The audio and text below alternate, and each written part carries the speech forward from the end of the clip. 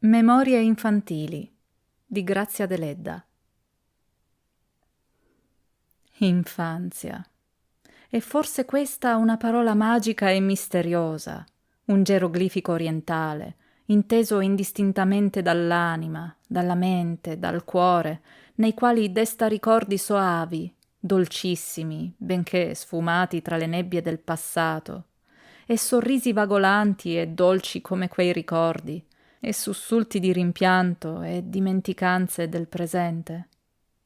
Io non lo so. Ciò che so sia che se avessi per un giorno la penna di uno dei nostri più grandi scrittori, del De Amicis per esempio, io l'adopererei e rapidamente per scrivere le memorie della mia infanzia. Quante gradite impressioni desta in me questa parola, ricordi di piccole amiche e di maestre, di piccoli odi e di piccoli amori, rimembranze della scuola, di giochi, di gioie e di dolori, paesaggi fuggenti, tremuli nella verde nebbia di un passato indistinto, ricordi di figure tipiche nella loro bruttezza o bellezza, 1000 ricordi, 1000 nonnulla che formarono l'insieme della mia prima età. Ricordi che spesso agitano la mente nelle ore di veglia notturna, fra i misteriosi luccichii della lampada che muore e della luna che sorge sul profilo della montagna. Laggiù, in fondo alla memoria, vi è l'asilo infantile, la prima scuola, quella scuola coi banchi a gradinata, divisi in 2 parti, una per le donnine, l'altra per gli omini biondi e bruni, belli e brutti, buoni e cattivi. La parte più rumorosa e più castigata, perché là non si contentavano delle parole, ma venivano ai fatti, consistenti in morsi, pugni e rotoloni, fra un caos di carta lacerata e di penne in aria. E che sgridate di maestre allora, e che fila di bimbi in ginocchio, graffiati, rossi, come tanti rivoluzionari che erano, pieni di umiliazione e di rabbia. E che risatine e che occhiate dalla nostra parte, la parte dei deboli, delle silenziose. Perché da noi tutto avveniva in silenzio, senza scandali, e raramente qualche graffiatura sotto il banco, qualche urto che in caso di scoperta poteva passare per involontario. Le cause erano grosse, per un pennino, per una macchia d'inchiostro, per una castagna rifiutata. Ma le vendette erano più grosse ancora, più belle per chi poteva approfittarne per la prima. Signora maestra, Maria mi ha mostrato la lingua. Maria, su, al banco alto. Era il banco più alto, quello delle correzioni, quando la mancanza non era grave, e dove ci si stava sole. Maria cercava di protestare, ma invano, e trottava su, dopo aver mostrato davvero la lingua all'accusatrice con la quale diventava nemica acerrima per tutta la mattina.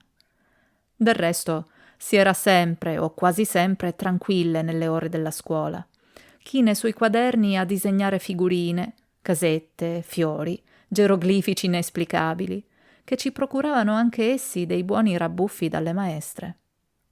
Fu appunto per uno di questi figurini che disegnai arbitrariamente sul quaderno di una compagna che una volta la maestra mi mandò su, all'alto. Non vi ero mai stata. Non potrei narrarvi tutte le meditazioni filosofiche che vi feci, fra cui non ultima quella della mia strana posizione sopra tutte le compagne, mentre nella qualità di castigata ero moralmente al di sotto di tutte. Di laggiù intanto mi si lanciavano certi sguardi ironici che mettevano in sussulto il mio cuore.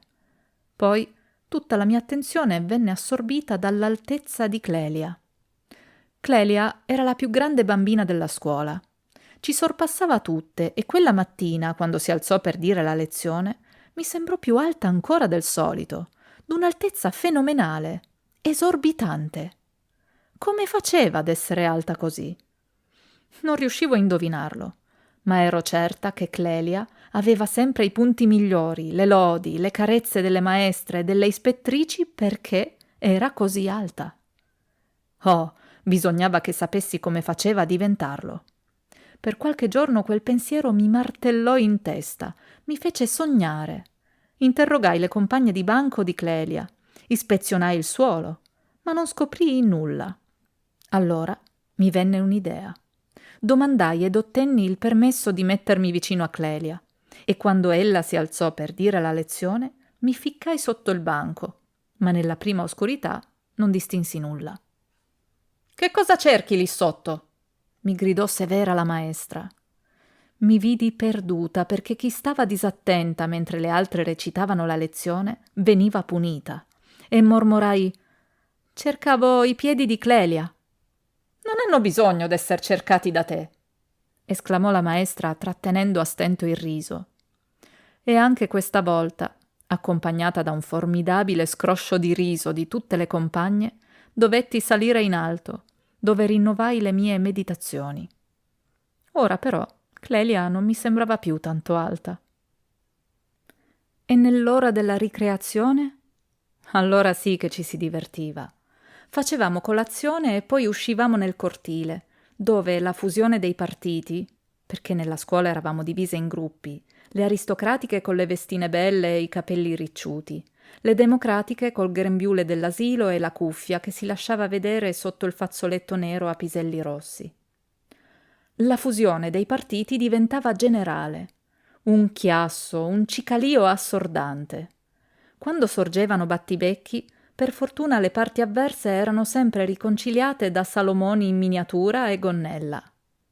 Oh, ditemi voi, mie antiche amiche a cui cadranno in mano queste pagine, amiche di cui non ricordo più quasi neanche il nome, ma che amo ancora. O piuttosto mi ricordo ancora di aver amate con tutta l'affezione della mia piccola anima. Ditemi voi, ve le ricordate quelle ore di gioia infantile, immensa, pura, godute fra il sole e l'azzurro invadenti il cortile dell'asilo, nelle ore di ricreazione? Oh, bonaria dalle lunghe trecce nere, dagli occhioni neri tagliati all'orientale.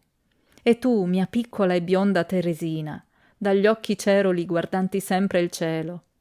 Voi che amai più di tutte le altre, voi che siete morte senza aver conosciuto i piccoli dolori, le piccole miserie della vita dopo l'infanzia, che fanno più dolci i ricordi di allora.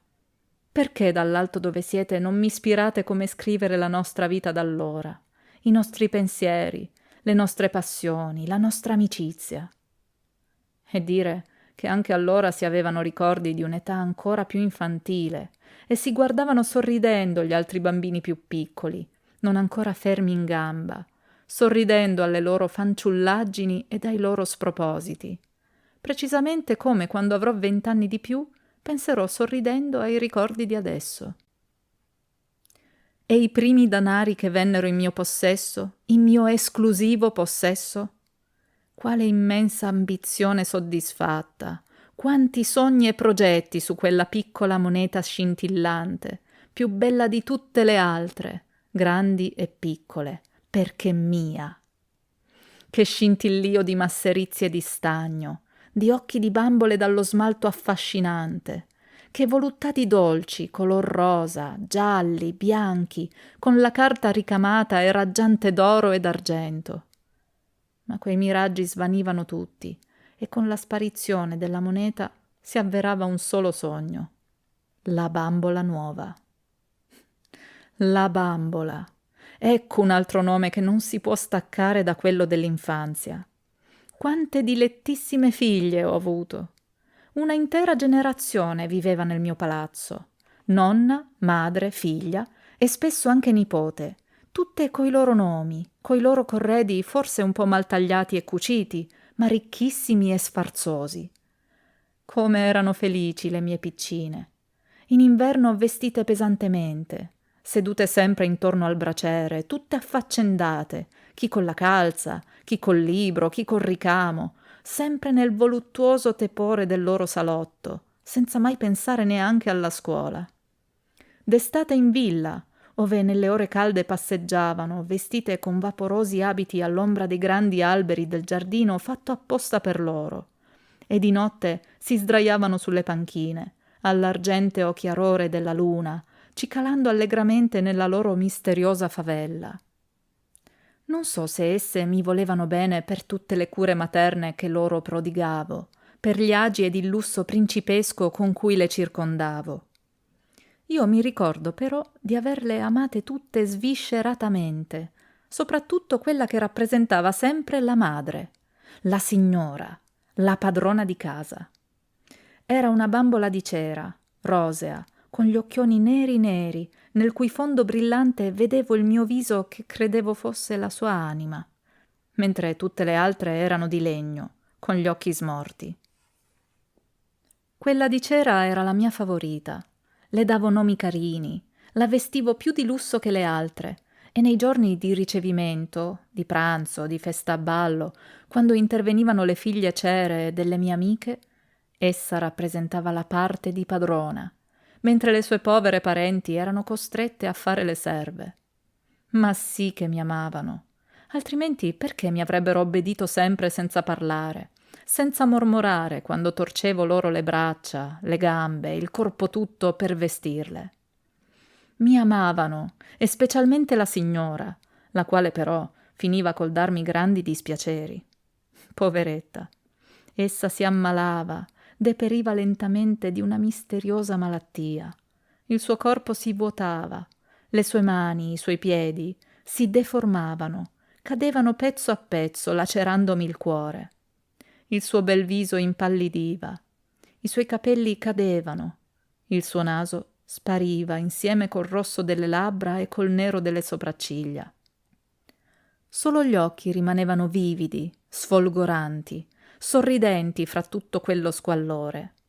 E quando, dopo una lunga agonia, la mia bambola moriva, prima di sotterrarla con gli onori dovuti, nel camposanto tutto ombreggiato da un'elce vicino alle sue ave morte nelle sue stesse condizioni, io le cavavo gli occhi e li conservavo religiosamente assieme con gli occhi delle stesse sue ave. Erano per me le anime delle mie bambole. E veniva la bambola nuova. Ma che tristezza nel cuore, che vuoto, che desolazione nei primi tempi. Quella era un'estranea, a cui spesso dovevo rimpicciolire od ingrandire gli abiti della morta, e la sua fulgida bellezza non leniva che leggermente il mio dolore. Quando finalmente, posta in religioso oblio, la morta me la affezionavo, purtroppo un punto nero era già apparso sulla punta del suo nasino.